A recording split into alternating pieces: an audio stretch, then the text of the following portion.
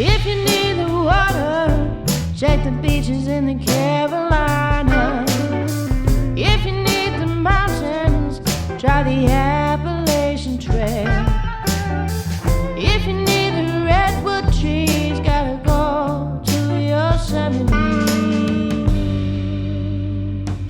If you need me, if you need me, if you need me, if you need me, if you need me, I'll be in Kansas City.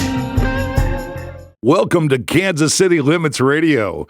We're in the studio today with some, I wouldn't call them strangers because we've known them and we've seen them in the music scene for quite some time. But we've got the mighty Phonics, Mr. Patrick Recob and Russ Kidman here in the studio today to tell us a little bit about their journey and what they're doing now and how long they've been doing it. And but before we get there, my name's Robert Bierce. I'm one of your voices of this program. Thanks for joining us. And hello, J.E. Hello, Robert. Thank you. That was nice. And fellas, thank you. Russ, the Kidman Shanky, right? And Yeah, now that's we it. put Yeah. that out there. And, of course, Patrick Cobby Recob, thank you for being here, brother. I'm glad we got to put this together. Well, on behalf of the Academy, we want to thank you for having us. Please. And, Robert, why don't you tell the fine folks how we get to do this? Yeah, we can't put this on without the wonderful support of those out there really helping original artists in the Kansas City area. So we want to thank them. Kansas City RVs voted 2023's favorite RV dealer here in Kansas City by the Kansas City Star. We also want to thank AMPR, Area Musicians Promotional Resource, a non-for-profit organization. We want to thank Black Moon Media, LLC, Photos, Videos, and Magical Souls, and our Kansas City Limits Television executive directors. We also want to thank Open Mortgage, where better is possible and owning is still better than renting. We want to thank Knuckleheads KC, a music joint voted #1 music venue in Kansas City by the Kansas City Magazine. Kansas City Limits TV and radio. Those are the products we produce for original musicians. Kansas City Limits and TV radio, spotlighting Kansas City's local musicians and much more. Soundworks Recording Studio in Blue Springs for over 20 years, where KC Limits, this program, radio is recorded. S&S Printing, a commercial printing and design company. B4 Productions, creating commercials and videos. They'll bring your ideas to life. Summit Video Services, award-winning video productions and video services. Midwest Music Foundation, giving local musicians the care they deserve. And welcome to Kansas City Limits Radio. That was outstanding, Robert. Thank you, sir. They get longer and longer every time we get to And do I just this. learned how to read. This is incredible. Oh, well, that's okay. English. And you're a little dyslexic anyhow, I'm pretty sure. First before last. Yeah. Well, again, welcome to the show. We've got Patrick and Russ, and we'll first jump off the page here with the #1 question was, tell us a little bit about how you, the Mighty Phonics, other bands that you're with, how those got put together and who they consist of. Well, Sign language is taking place in the studio. There it is. Okay. What You go can it first. say? Well, I think Patrick, you just say it so nicely that we'll leave it to you to kind of work that in out. which voice? Well, Rush, you got something out there, buddy. That's good. Okay. All right. Well, I'll go. The Mighty Phonics were formed, 5 brothers, basically originally 4 brothers that had been knowing each other for a long time. Kidman and I have known each other for quite some time, and the band consists of Russ Kidman Shanky, Carl Angerer, Mike Shine-Top-Sedovic. Carl plays guitar, Mike Shine-Top-Sedovic plays piano and organ, and I play bass. I play a little bit of guitar and I sing. And our drummer is Dwight Dario, who's from Iowa and lives up in Des Moines, Okay. and is a Iowa Blues Hall of Fame Wow. musician. He has played with many, many famous bands. I mean, I think it'd be maybe a little egotistical to say that we're like a super group or something like that, but each of the guys in the band bring something from their various different connections, and a number of us are national act artists. Right on. Russ plays with Bridget and her Bandoliers here in Kansas City. Yep. And in Kansas City, I play primarily with the Mighty Phonics and the House Rockers at Knuckleheads when we play at Knuckleheads. And that band is another group of well-known traditional blues guys that includes John Paul Drum, Hyson Taylor, and Bill Dye. And we have a rotating chair of guitar players sometimes as it is because schedules don't always allow us to play together. Right. But in addition to that, Dwight, who plays drums in our band in the Mighty Phonics, I play in 2 bands with him in Des Moines. And together, we play with a guitar player by the name of Matt Woods, who's becoming a nationally known guitar player. Indeed. And we're doing all the music that I'm involved with is primarily old school traditional blues. What's the name of the band with you and Dwight and Matt? The Matt Woods Band. Okay. And Matt, Dwight, and I play with another harmonica singer by the name of Malcolm Wells, and we have a band there called the Two Timers. And it's Malcolm Wells and the Two Timers, and we just put out a record not too long ago. And that's up in Iowa? That's in Iowa, but here in Kansas City. Des Moines? In Des Moines. Yeah. And here in Kansas City is the Mighty Phonics, and I have the House Rockers as well, and Russ has Bridget and her Bandoliers in addition. And when we put the band together, the 4 of us had been great friends for many years, and Carl had played in the Blues Notions. That was a fairly big band back in the 90s in Kansas City. And Shinetop, Mike Shinetop Sedovic, we always refer to him as Shinetop because that's what everybody knows him as, was one of the piano players in that group. Carl and I had the Confessors with Lee McBee. We were the Sunday night house band at BB's Lawnside Barbecue for 20 years. I joined the band in 2005, and when Lee passed away in 2014, Carl and I continued with the Confessors, and we'd have alternating musicians come in and out on the guitar, or we'd have Shinetop come in and play piano.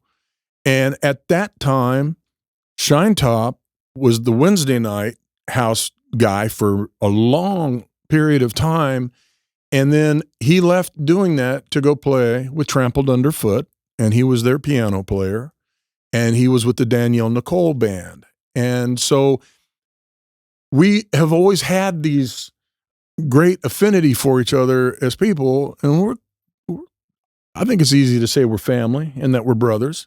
And great musicians. Well, thank you very much. I appreciate it. But the thing is when we decided, well, the Confessors, when COVID hit, the Confessors were getting ready to celebrate their 20th year. And we felt that Alan Fischel was our drummer. And we felt that when Lee passed away in 2014, we felt that we owed it to BB's and to Lee and to ourselves to at least try and continue to hit that 20-year mark. And as ironic as it was, COVID hit during that year. And we were canceled, and it was, we literally played every Sunday night, with the exception of a handful over 20 years. Sometimes Lee would go on tour, I would go on tour, but we always still had the Sunday nights, or we'd get canceled because of the Chiefs or whatever.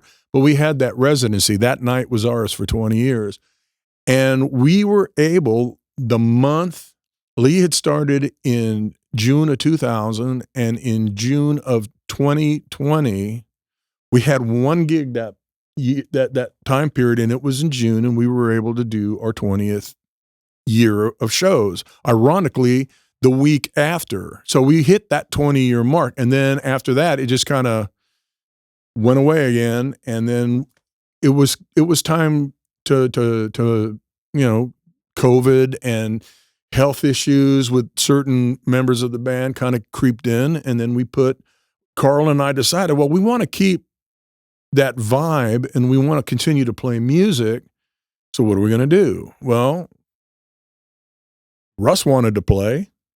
Shine Top wanted to play, and so did Carl and I, and we decided what we were going to do is form this band, and messing around with names came up with the Mighty Phonics, fun with phonics, stereophonic, monophonic. It kind of sounds like the Mighty Mighty Boss Tones. That's wait, the first thing I think of when I hear it. You think for me, I'm quadraphonic because I've got multiple personalities. And so the thing is, when we put the band together, we wanted, naturally, we do a number of original material, and we off of your album.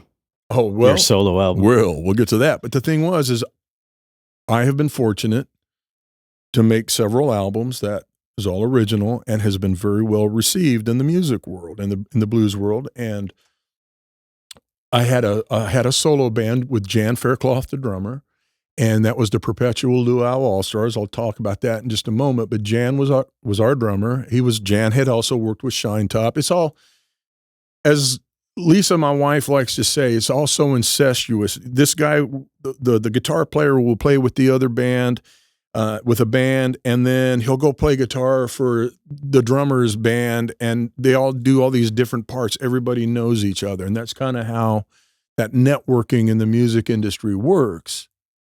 And so when we put the band together, we thought, well, what we'll do is we'll take 1/3 of the Confessors, because we still want to honor Lee, and we still want to honor that tradition that Carl and I had done. The guys wanted it, Kid Man talks about, well, your album, but the thing is, I made this record, and I had that band, and Jan passed away, and the different musicians that I'd have to come play with that, I wanted to keep that alive too, because that had been very well received. And so we took 1/3 of the Confessors, 1/3 of Perpetual Luau, and then we took 1/3 of something brand new, which we hadn't done before. So as the five of us that have known each other for all these decades and years that we had known each other, we thought, well, let's create something that's new. And so it keeps it fresh, but yet we still get to visit the past. So I think we got I think that kind of states it pretty good. Yeah. Oh yeah. That tells the whole blueprint of where you've been. You have all these bands that from Iowa to here you're involved in. You've been doing it for a long time, but is the bread and butter of what you've been performing the same kind of music with all these bands? The thing is, and I think we can openly talk about this. I mean, for blues music, our vibe is the old school blues. I mean, and that's one thing, like, say, for instance, with the House Rockers, the thing with the House Rockers, what we're trying to present is the old post-World War II Chicago blues, like that of Muddy Waters, Willie Dixon, Howlin' Wolf, Little Walter, and those particular type artists. Russ is from Chicago, so he grew up with that kind of music, and so naturally it's a perfect fit when we do our phonics thing.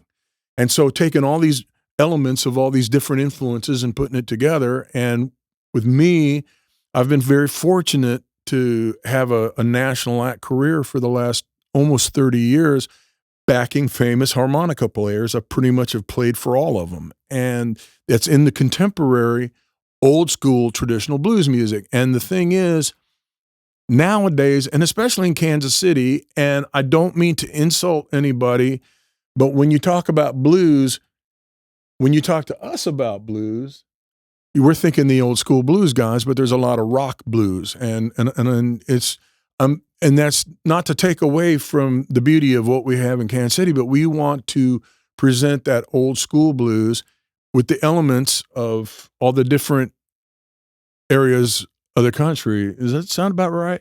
So yeah, but we throw in some old soul in there too, and you've got some songs that are a little different on your albums that really work nice. Well, so what would you say your style of music is? If you had to put like a blanket label on you, what are you? Blues and Americana, old soul. Yeah, something I think like that would I probably like a mix of that. Soulful Americana blues. Yeah. Yeah. Okay. And so I think roots would probably be more like it, because there's elements. I mean, there are some country elements in some of the things that we do, but it's not like country of the last 30 years. I mean, we're just old school guys. I mean, the music that we love is the 50s, the 60s, and maybe early to mid 70s. And that's, I mean, granted, we're not, I don't see us as being hardcore. I mean, there are other words that are used that I'm not going to use, but the thing is there are musicians that are totally headstrong that, hey, if you listen to anything else other than this old stuff, you're not traditional. That's not true. It's about playing music, and it's about making a joyful sound when you're on stage and getting the head bob. And I think we do that pretty good. Well, I know I've seen you many times, Patrick. In fact, I really didn't get to know you until this past year, both of you guys. I know with actually Angela had introduced me to you, and then I got to meet Russ at BB's, but I know you as the House Rockers at BB's for many years. I mean, and I thought you were part of the building. Thanks to thanks to Lindsey Shannon. I mean, he brought blues. It was what Kansas City sees blues today. I mean, to this town. I mean, gave it a place to be, right? And so that's where I knew the House Rockers, and Lindsey's old show also on a Sunday evening for a long time, Blues, Booze, and Barbecue, a syndicated program. This will be buzzing at BB's Lawnside Barbecue. Absolutely. Turn east at 85th and Holmes and go back 50 years. And he's still there watching you guys. And he is, but let's be clear. I think we need to have a quick education on the House Rockers, okay? Little Hatch had a band called the House Rockers, and there are many, many, many bands around the world called the House Rockers, but Little Hatch was Kansas City's version of Muddy Waters and Little Walter and Howlin' Wolf and George Harmonica Smith all wrapped up into one, and they had the Friday night session at the Grand Emporium for many years, and that band consisted of Hyson Taylor, who's in the House Rockers now, and Bill Dye, who's in the House Rockers now, and Joe Whitfield was the bass player for many years. And then when Hatch passed away, Hyson continued that, and then John Paul was Little Hatch's protege. And so if anybody has the right to call themselves the House Rockers, it's those guys. And when we put the version of the House Rockers that I am normally a part of, I'll play some outside. Who was the bass player with them? Joe Whitfield. So Joe was Hatch's bass player for a long time, and you'll see Joe around town from time to time. He's not as out as much as he used to be, but he's still there and he's still playing. Was he at Mama's gig on her celebration this past summer? I'm not sure if he was or not because I was unable to attend that. There was a couple of guys that I didn't know who they were. Yeah, but one of them was on bass. But the thing was John Paul had the Thursday nights at BB's for a very long time with his band, the Flying Circus, and before that was the Hellhounds. And so John Paul and Hyson wanted to put together the House Rockers, and they asked me and to play bass when we started doing this thing at Knuckleheads 4 years ago. 4 years ago. We're entering into our fourth year.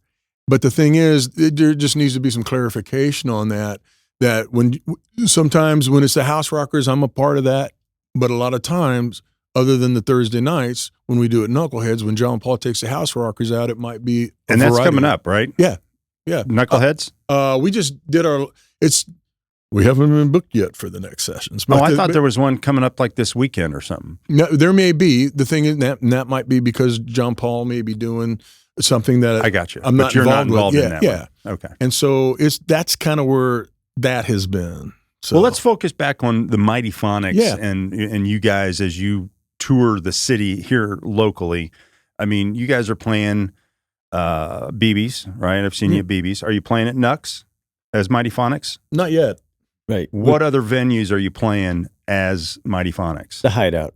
Yeah, so we've been kind of bouncing back and forth between BB's the and Hideout. Love Angela. No one knows where you're at when you're in the Hideout. No one knows how to get there the first time. And there's a password. We love Angela. She's a good girl. Yeah. Yep. Yeah. And then Bridget and her Bandoliers. So that got put together. In fact, I'm going to tell a quick story. When I got to meet Russ, I don't even know who was playing. But Bridget had just got back into town from Boston, right? Right. And we were watching somebody, and I got to meet you.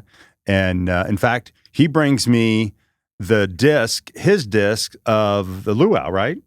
Yeah, Patrick's disc. Yes, That's right. And Perpetual so, luau. and I'm like, oh man.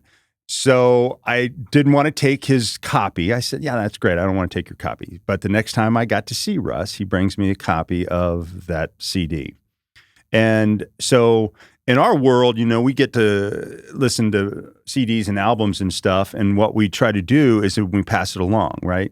So I passed along. It's now somewhere in its 16th or 18th handoff of that disc here locally. People that we tell them when they get it that listen to it and please pass it on to somebody else, right? Pass the baton. So so we get to do that, and that was one of the albums that made it. So It's on all streaming services, baby. I tell you, a little personal touch like that goes a long way because half the people don't have anything to play it on, right? Yeah. So Right. they're like, oh, they'll look at it, maybe read it, and which is fine too. It's on YouTube, just like Kansas City Limits. That's right. Nice plug.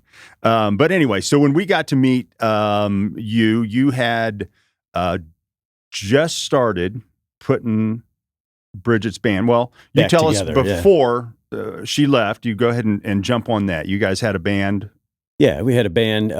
Well, of course, as many things happen, we got together because of Patrick. Oh, The Glue. the glue. Yes.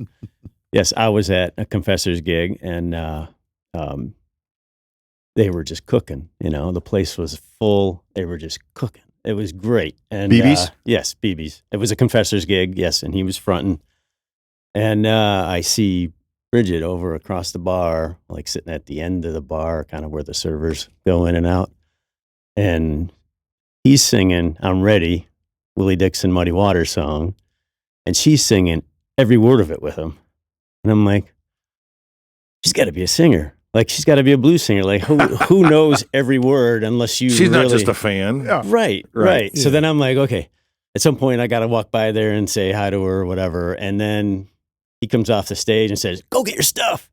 And so I got to go get my stuff and get set up. And I, didn't have time to go talk to her. And that was an awesome night. Remember that? I don't know if you remember that, but it was, we were, Of course, I remember. they, I made it happen for you, man. I mean, they were cooking and everybody was hopped up and then I got up and it was still cooking and everybody was hopped up. And at the end of the night, we were like just smiling at it. Yeah, that was great. And then Bridget comes running up and like, she goes, are you in a band? And I'm like, no, I'm not in a band. We got to get a band together. So that was kind of the start of it. And we got Roy Cashman on guitar and the great Smokin' Joe Fontenot, the Raging Cajun on bass. And we had Mickey Munoz on drums. And then when she had gone away for work for 6 months, we kind of figured the band was done in that configuration. And then Was it the same name? Yeah. Okay. Bridget and her Bandoliers, yeah. Yeah, we already had shirts and, logos and stickers and stuff. Nice. So when she came back, we just started... Which you can get looking- at their shows. Yeah. Yes. I've got them. Yes. Merchandise. Yeah. So yeah, when she came back, we just started piecing, some players together and, had a couple of things that didn't work out so well. And we got a guitarist we really liked, Ben Van Dyke. Well, you guys sound great at the Aztec. The Aztec's got a great sound, and you guys had a Yeah. great sound there that day that we all got together and had that show. So, Yeah, that was fun. and Bridget's a cool gal. I mean, Oh, yeah. she's genuine. For her to come back and say, "Well, I'm back. Let's do it again." And her heart's into music, so you could feel it. And she makes great money at her day job. So this is just passion for her, which you can tell. Yeah. And she was in Boston for those 6 months, and she felt like totally starved of music. She just said if you had blue hair and you loved classical, it was the place to be. But so she came back and she's like, we're going out every night. And we went out every night and she got called up by everybody and everybody was glad to see her and asking when we had gigs. And I did. I saw her everywhere. I Right. saw you everywhere. right. And She's so got great pipes. and she started booking gigs and we didn't even have any players yet. It was just me and her. So Great And yeah, you problem. guys came to a lot of the Kansas City Limits gigs. right. Thank you for that. Yeah. Yep. So that's how Patrick created that band. Oh, come on, man. Boy, Patrick is a wizard. He's a band wizard. He did. I mean, he introduced us to our guitar player, and and the drummer. So you pretty much put us together. You know, if you're a matchmaker of people, and that's a great thing to be known for, Patrick. So you know, don't fight that. You know, Hey, man. Well, you know, as a kid with hyperactivity and ADD, Robert, I don't know if you grew up like that or not, but for me, is all about the attention, you know. And then as I've gotten older, you know, the music was really my medicine. I was one of the original Ritalin kids, and I was literally a guinea pig for that. I mean, they had me on 1,000 milligrams of Ritalin. That's enough to put most we've met a people lot of to sleep. artists with that same Most lunch people- menu. sense. Literally 3 in the morning, 3 at noon, and 3 at night. And the thing is when I fell into music, started listening to music, I remember it. I mean, the first song I ever remember hearing was "Hey Jude," and the first thing I ever remember seeing on TV was Herman's Hermits. And so that was, you know, I was hooked by that. And for whatever, you know, that was in late 60s naturally. But when I started listening to music was my, you know, It centered you. It centered me and soothed the savage beast within or whatever.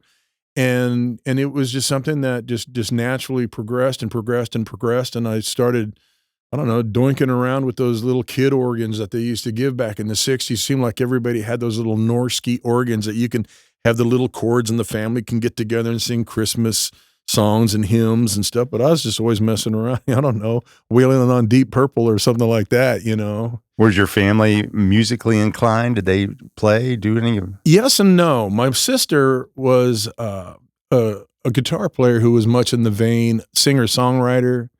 She was really deep into Joan Baez and James Taylor. And on the other hand, on the one side of the spectrum, my dad was into honky-tonk country music. So he's a country boy, and it was a military man. So we were all over, you know, in a couple places. But when we were at stateside, we pretty much, from my point of view, we lived in Germany for a couple of years. So I got to hear all this different German type music. Granted, I was 4 and 5, but that makes a big impression on kids. And then when we came back, he went to Vietnam, and naturally at that time, my sister's listening to, you know, I sneak in, just recently did that 20 albums in 10 days thing, was talking about the Doors and Jimi Hendrix and listening to Purple Haze when I was 6 years old. That blew my mind. But it was just one of those things. And then naturally, like many people, I grew up listening to the Beatles, but at the same time, I sucked at school. And one of my social workers, Bud Dingman, opened up a... Bud, you hear that? Bud Dingman, we're giving you a shout out, brother. Man, hey, the thing is he was a social worker and opened a used record shop and left doing that. And of course, naturally, the Recop boy walks into his shop, and he knew about my ADD, but he started noticing and recognizing that I'm learning. I couldn't learn anything academically, but I was learning album titles, catalog numbers, who wrote the songs, how long the songs were, the record, the publishing company, the liner notes, and I mean everything down to who even took the photos on the cover. And he calls my parents up on the phone because I'm going in there all the time, and I always had access. It was close to where I lived, close to where I went to school. And he calls my parents on the phone and goes, "I think you need to pay attention to this. Encourage him, because they say, as you know, he's not learning in school, but he's soaking this all in." And that's kind of how it turned out to be with the music. And it was just, I had several opportunities arise that I got to meet one of my being a Beatles fan. I've been very fortunate to meet many people that were a part of their organization and get to know them. But in 1986, I stumbled upon seeing the band Badfinger, and I met them, and we had a chance meeting, and we became good friends. And Joey Molland and Mike Gibbons, who at that time, the Apple Records band Badfinger, Day After Day, Come and Get It, No Matter What You Are, and I Can't Live If Living Is Without You. Those guys saw something in me, and they just kind of took me in and taught me the music business. I was a lucky fan. I never played with them, but I traveled with them. I followed them. How old were you? 22 at that point. And then from there, it just kind of, I wanted to be in Badfinger, you know, and that wasn't going to happen. I wasn't good enough because at that point, I'm just still. You're still climbing. I'm still climbing. Yeah. And then the blues hit me. I saw the Fabulous Thunderbirds many times. It blew my mind. Yeah.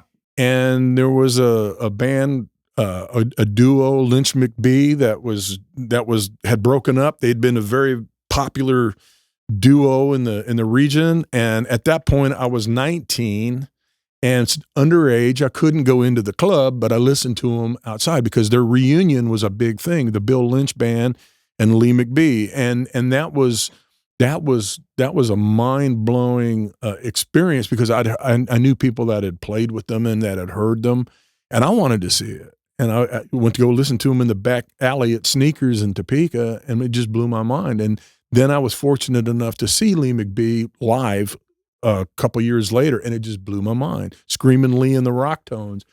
And that I said, I want to play with that guy. And I waited 16 years before I played my first real show with him. And he became a big mentor. And one thing leads to another. Badfinger wasn't working out. I mean, it was working out. I mean, with buddies and working, I did roadie work and I got to travel and, you know, got experience, but I wanted to be on stage. I wanted to play. And then through Lee became famous with Mike Morgan in the Crawl. And from that, it's just kind of that incestuous kind of thing I was talking about where one thing leads to another. One door opens, another door opens, another door opens, another door opens, and you walk through these doors. Was it the bass that you started with I did. on stage? I you know, my thing was bass. And then I was very fortunate to go play bass for a gentleman by the name of Gary Primich, who at the time in the early 90s was based in Austin and was one of already becoming nationally known as one of the top guys in the business, in the blues world. And I went to go tour with him, and then I came off the road and put a band together with Mike Bourne. Then I started working with Kurt Crandall, who was another harmonica player that was starting to elevate, and Kurt is now pretty well known. And then it just kind of one thing led to another. Can we go back to that phone call from the record owner to your dad? Yeah. It went like this probably.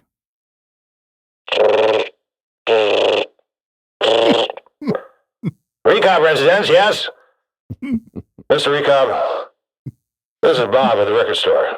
What can I do for you, Bob? Bud, what can I do for you, Bud? Your boy's been down at the store repeatedly, going through all these records. No, he's not shoplifting. No.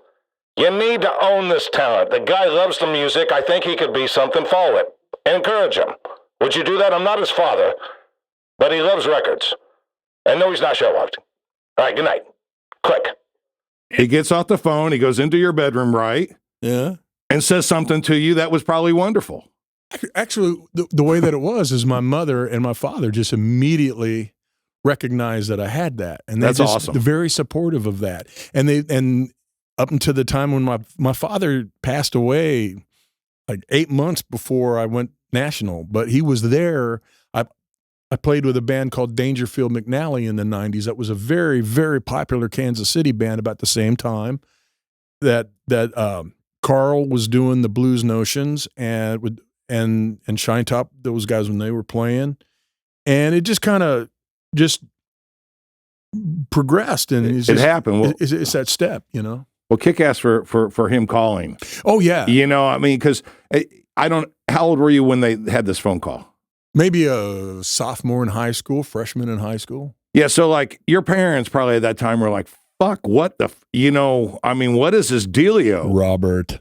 What is this dealio? And so it turns into a little bit of a direction from someone that saw you from the outside that had nothing to do with your family. And I think that's awesome. That's what people should be to someone else. Oh, next to my mom and dad, Bud is probably like number 3 influential person in my life, and he knows that. Is he still around? He is. Well, man. Topeka. He had a record shop called World Records. But the thing was, it was just, I always had a lot of encouragement for that. And yeah, I was bullied all my life. But the thing was, I could always go home and listen to my music, you know. Cool. Very cool. All right, guys, just for those that are joining in or finding us on YouTube, we're in the studio with The band is Mighty Phonics. Mighty Phonics. The great players in front of us, Patrick Recobb and Russ Schenke. Thanks again for being here. You can find Patrick on the website at patrickrecobbmusic.com. He is also on social media at Facebook, patrick.recobb. And then you can find Mighty Phonics at facebook.com, the Mighty Phonics. And that's patrickrecobbmusic.com. Patrick Recobb Music. And that's RECOB, one B. BB. And no, La- one B. And Bridget and her bandoliers, that's BRIGETT, and spelled out, her bandoliers, BANDOLIERS.com. And that is Russ and Bridget's band, along with, let's see, who is your bass player on that? Is it, Well, right now we have Derek Thomas. And, with the Uproot. Yeah. And, but, he's been busy at times, so we've had to, go back to Joe Fontenot occasionally. So, we like working with both of them. And who's on drums? Ron Still. Oh, that's right. Yeah, that's right. Ron's staying really busy. Yes. Yeah. Okay. And I bet you Recobb in Latin means rocks a lot with blues. Or something, it's got to be, Ain't no rockin' here, mister. It's all blues. It's all the blues. It's all the blues. And by the way, I want to give a shout out to your wife, Lisa. Man, what a great lady. She plays the bass too. Yes, she does. She's a talented graphic artist. She's just a quality person. Helped us out with Briarfest a couple of years ago when we did it in Knuckleheads. Just want to tell everyone in the world what a wonderful person you scored, man, when you married her. Indeed. LeezelGraphics.com. LEEZIL.com. Yeah, and she's the merch gal. I Yes. see her at all kinds of shows The out there Knuckleheads, peddling. Yeah, well, I And she saw does her merchandise, uptown with Daniel Nicole. Yeah. here recently. Yeah. Big smile on her face always. Your recording history, the Blues Foundation, the IBC, you won Yeah. in 2014. Yeah. Tell us about that experience, who you did that with, and how did that come? Like, had you guys been practicing forever to make that happen? Had you done it? Had you tried to do that once before and not got that far? Well, the universe has been in my favor, Robert, because Okay, I good. believe in it, and I put positive thoughts out there, and thoughts do become things. They do. And for people that say, "Well, that's a bunch of bunk," It's not. They can. And the thing is He pointed at his okay. ass. For those of He you pointed at the listening, chair. not seeing the video, it's not a nice. But the thing is You're too nice. when you believe in yourself, and when you believe that things are possible, spiritually, religion, whatever, knock and the door shall be open unto you, seek and ye shall find. It's true. And I have always had a deep-rooted spiritual upbringing and belief that this is what I wanted to do, and this is what I was going to do. This is what I was born to do, was to play. I also have a day gig. I work in healthcare. So the way that I like to tell people is, and I need that as well. And so it's like I tell the people that during the day I can help the doctors and the nurses to heal the body. I work in surgery, and I help to heal the body with the doctors and the nurses with what it is that I have to contribute to humanity. And at night, I can go out and play music and help to heal the soul. So we get mind, body, Right on. and soul all together. And so Well said. I decided that this is what I was going to do. And all these, like I said, one door opens, another opens, and not one door opens and another closes. You just keep walking forward because you believe in what it is that you want to do, and you can be successful. And I'm not making lots of money, but the connections that I've made have been absolutely fabulous. And I've got great brothers, and I've got great friends that I can make music with. So I started after I started touring with Gary Primich from Austin. I started making a lot of contacts. One of those contacts along the line was a guy named Hank Mowry, who was part owner of a club called the Rhythm Section. Oh, no, I'm sorry. The Rhythm Kitchen. Please forgive me, Hank. It was the Rhythm Kitchen in Grand Rapids, Michigan. And so Hank enters the picture 20 years later, and I started getting to know McBee, started getting to know Mike, and all these doors are opening. So along the line, I meet a gentleman with another guy that I'd worked for and worked with in a band that I am going just to say, all that I'm going to say in this situation is I was introduced to a gentleman by the name of Steve Gerard. Steve divided his time between Canada and Denver, and he had a band called the National Debonaires, and we made 2 records. Lee played on it. I got to play on it. And that went to the Blues Blast, got nominated for Song of the Year, and I believe that won Song of the Year in 2007. And so that was the beginning. It started to do really well on the RMR charts, which is the Roots Music Radio charts, and that's their version of Billboard magazine, where all the records make it. It made it in the top 7. So then I'm moving on, and I'm starting to get national act calls, and Lee is pushing me really hard. You got to get out there and start playing with these guys, and blah blah blah blah. And I'm talking about you, and I start getting all these calls, and then Gary passed away, and suddenly, and then a couple years later, the family wants to do a tribute album. They found some unreleased songs, and Hank Mowry, who was quite some time back in the 90s, it's now 2012, and I'm getting ready to get married to Lisa, and I get this phone call. He goes, "Hey, man, we're getting ready to do this tribute to Gary, and I heard his voice in my head say that you need to play bass on this record." And I hadn't had any contact with Hank for many years. And I went to go do this record. We made this album called Account to Me, which was an original album of Hank. And Hank is just a marvelous, wonderful musician. And the Blues Society, we made this record, recorded at Goon Lagoon Studio with Tommy Schichtel, who is this brilliant mad scientist that has the most wonderful analog studio. It's like walking into 1960. And so he's got all the old tape to tape and all that stuff. And it's just amazing. And we make this record, and the Lansing or the Michigan Blues Society sends this to the Blues Foundation in Memphis. And out of 600 albums, it made Album of the Year. And so we won the best self-produced CD of 2014. And that kind of put him on the map. And around that same time, there were several musicians that I always dreamed about playing with, and that was Lee McBee and Mike Morgan in the Crawl. So I'd started working with Lee at that point. And I had always, in addition to that, wanted to, I played with Lee, was his full-time bassist, but on occasion I'd go tour because those guys had reunited. Him and Mike, they split for a while and they got back together again. And then I got one of my big dreams was a gentleman by the name of James Harmon from Southern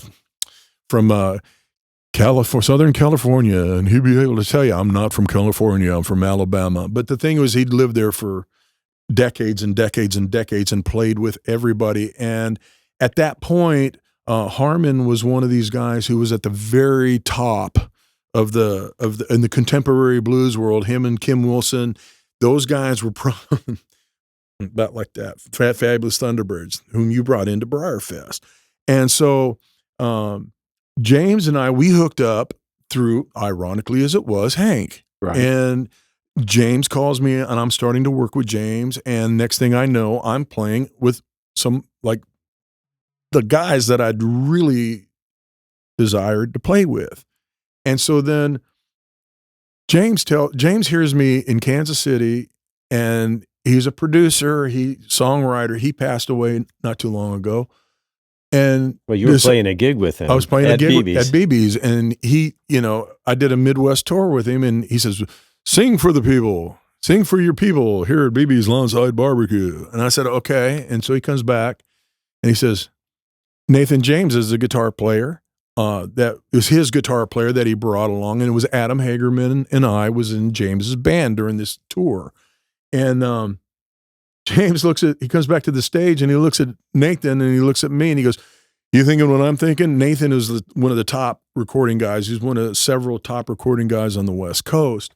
And he goes, "Yeah." He goes, "I'm making a record on you whether you want to or not, and you ain't going to tell me no." And sure enough, we made this record called Perpetual Luau, all original songs, and I wrote all the songs. Great album. And Great album. Well, thank you.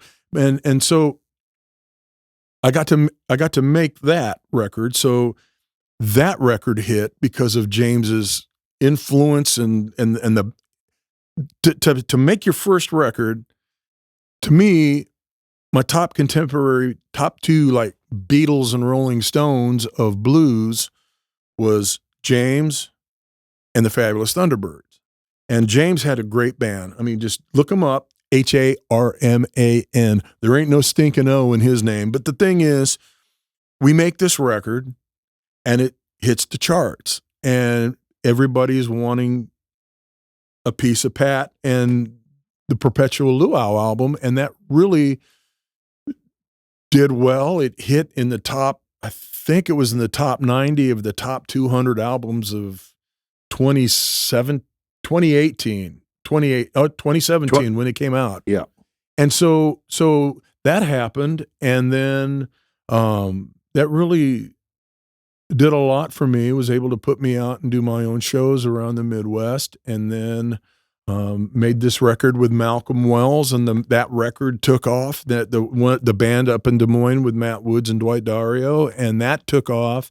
That hit the top 20, and then I just made this record with playing bass, backing Mike Bourne, who has an album called Cruisin' Kansas City Style that has been in the top 10 on the blues RMR charts for the last 6 months. Wow! So it's just kind of, and at the same time we're presenting the mighty Phonics, and then we're bringing that up to date. But your album with Hank, go back to that. But the album, you penned one song or more than one two song? songs. 2 songs on there, right? Well, I didn't. I did the one that the Phonics do, that Target. But yep. I co-wrote several songs with Hank on that record, and so and then there were Hank Primmich Mowry. songs. yeah, Hank Mowry. Yeah. And then there were Primmich songs that you guys Songs that Gary never recorded that his father and his sister found. So Again, this is Mighty Phonics, Patrick Recobb, Russ Schenke.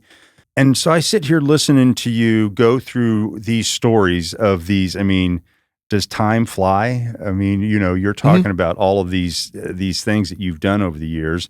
So I just think it is fantastic that your recollection of all of the details, the names, the dates, the places. That's his ADD. ADD. Yeah, that's his ADD. Oh. Yeah. Man, that is freaking outstanding. Well, I played with Brandon when he was 19 in Cobalt Project with Sue Stubbs. Oh my God. And Scotty Boyle was the harmonica player in that band. I remember when Brandon was a kid playing Frank Hicks, Knuckleheads gave him a gig down there. And he was, Yeah. I mean, he looked like he was 12 at that time. I mean, Yeah. he's, an older man now. He still looks, great.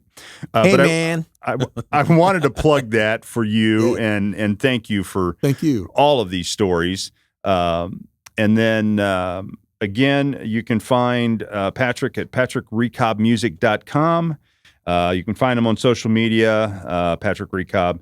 Also, you can find Russ at bridgetandherbandoliers.com. And I know Facebook Bridget, and she's all over the social media. Okay, Robert, take us out of here. Remember, be good to yourselves, be good to others, and be good to musicians. We'll see you the next time on Kansas City Limits Radio. Amen. Amen. Yeah. We have a gig coming up on January 27th at BB's Lawnside Barbecue. We have another gig coming up that would be March 30th, right? And that'll be a 60th birthday celebration for that guy. And then we have a Lee McBee, honoring Lee McBee show on June 22nd, 10 years after his passing. And then I'll be playing a Bridget and her Bandolier show on February 3rd at Outlaw Cigar. and March 16th at BB's. Yeah. So this one's called 12 Hours From You. It's a Lee McBee song, one of his great instrumentals that he wrote, and plays it on this big chromatic harmonica. And so I used to sit in the back of BB's, and if it was one of those nights, I'd be crying back there in the back corner listening to the song. So I always wanted to play it, and we worked it out over the years.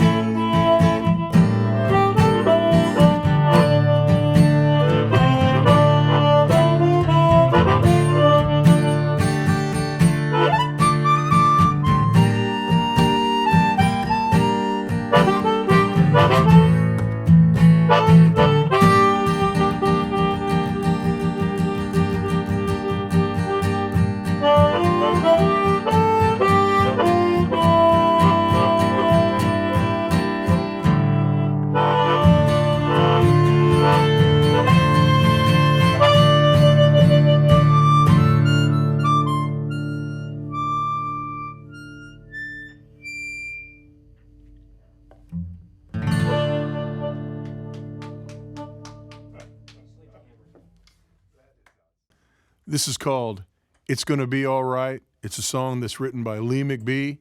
Of Carl Angerer and myself, the Mighty Phonics. Na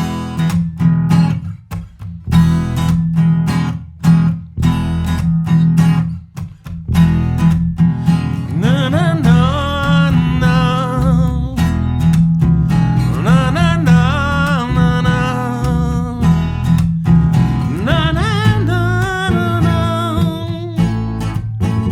na na na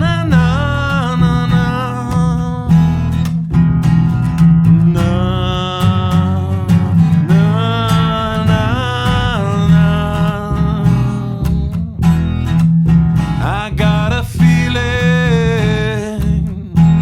a change is gonna come, not just for you and me, but for everyone. Don't be worried, don't be afraid, it'll be alright. Now if you ever need a friend, call on me. Oh, I'll be right there by your side. You can count on me. Don't be worried, don't be scared, it'll be alright. Don't you worry, don't let it get you down. I'm your friend, baby, and I'll always be around. Yeah, yeah, yeah, in your heart are the answers to this world. Do the right thing, and the worm's gonna turn. Don't be worried, don't be afraid, it'll be alright. Na-na-la, na-na-la, na-na-la, na-na-la, la-la.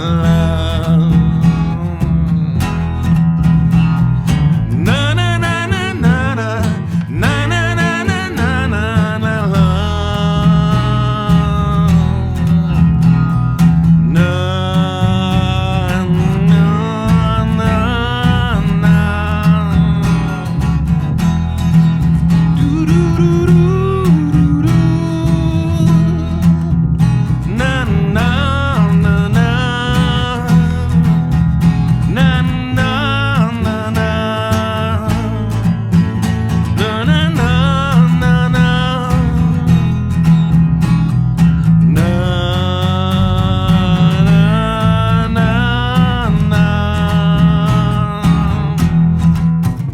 Don't you worry, don't let it get you down. I'm your friend, baby, and I'll always be around. Yeah, yeah, yeah, in your heart are the answers to this world.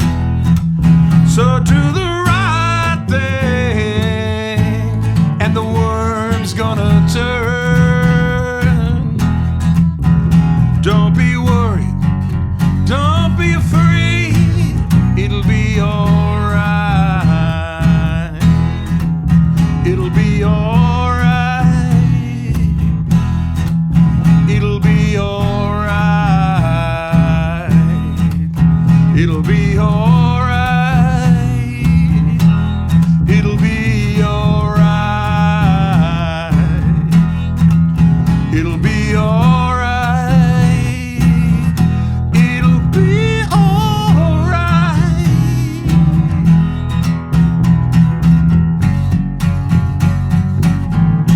It'll be alright.